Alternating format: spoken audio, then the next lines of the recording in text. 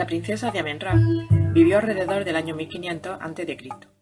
Era una princesa sacerdotisa de los tiempos de Amenofis IV. Cuando falleció, sus restos fueron guardados herméticamente por mandato faraónico en una profunda bóveda, a fin de que, gracias a Osiris, pasara al mundo etéreo de los espíritus pacíficos. Su momia estaba provista de los adornos y amuletos de rigor.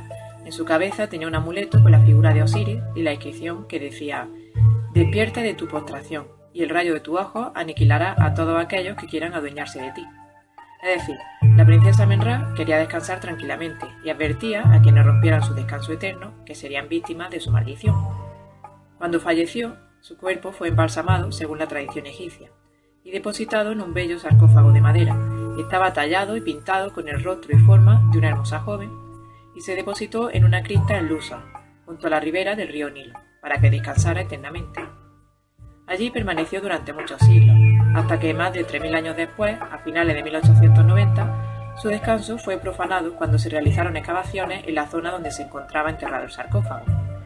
El descubrimiento, que se produjo en el siglo XIX, levantó mucha expectación por el valor histórico de la momia y lo que representaba para la historia de la humanidad, pero también abrió el camino para desatarse una ola de maldiciones y desgracias incontrolables para todos los que, de alguna forma, se vincularon en la profanación de la tumba real.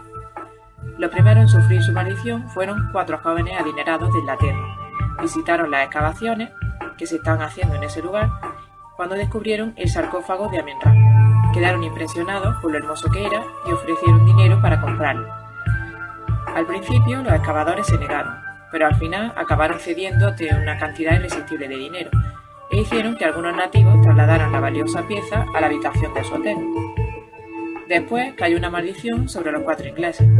Cuando llegó el sarcófago a la habitación del inglés que lo compró, se internó en la arena del desierto y sin explicación ninguna, y no fue visto jamás.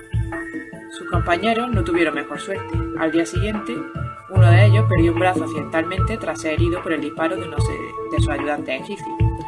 Al volver a Inglaterra, otro quedó incapacitado por una extraña enfermedad que le hizo gastar toda su fortuna en médicos, curaciones y remedios.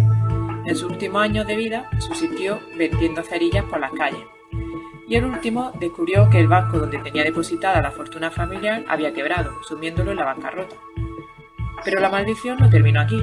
Tiempo después, un empresario de Inglaterra compró el sarcófago de la princesa, convirtiéndose en una nueva víctima. 3 de sus parientes resultaron heridos en un accidente de coche. Incluso perdió su propia casa en un incendio. Este empresario pensó que la maldición que pesaba sobre el sarcófago no era para tomarse la broma y donó la pieza al Museo Británico. Cuando iban a transportarla en el camión que la llevaría al museo, este se puso en marcha de repente y atropelló a un peatón. Además, uno de los operarios que lo llevaba se rompió una pierna y otro murió a los pocos días a consecuencia del infarto. Los problemas empeoraron cuando el precioso ataúd se exhibió en la sala egipcia del museo. Los vigilantes escuchaban gritos, golpes y sollozos que venían del interior del sarcófago. Otras piezas del museo se movían sin causa aparente, luces que se encendían solas, se encontró a un vigilante nocturno muerto durante la ronda y los otros dejaron el trabajo. Las limpiadoras se negaban a trabajar cerca de la momia. Incluso un visitante que se atrevió a tocar el sarcófago perdió a su hijo al día siguiente. Todo esto hizo que aumentara el misterio y la oscura leyenda que pesaba sobre la princesa. Al final se decidió trasladar la pieza al sótano para evitar problemas, pero tampoco funcionó. Uno de los conservadores murió y su ayudante cayó muy enfermo.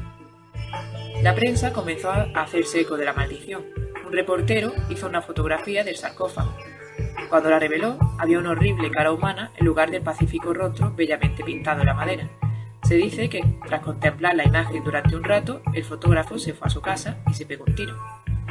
Finalmente, el Museo Británico decidió desprenderse de la princesa y la ofreció en una subasta.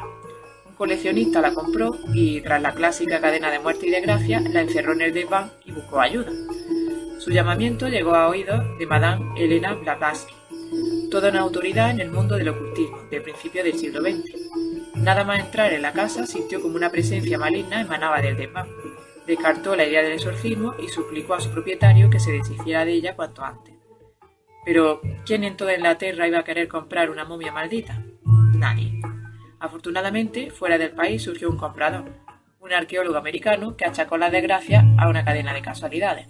Así que se preparó el envío a Nueva York. Dicen que inició su viaje el 10 de abril de 1912. El propietario consignó los restos mortales de la princesa de Amenra en un barco que se disponía a atravesar el Atlántico. Según cuentan, era el Titanic, pero no hay ninguna confirmación sobre eso. Hoy, nadie sabe dónde se encuentra el sarcófago de Amenra y si finalmente ha conseguido descansar para siempre.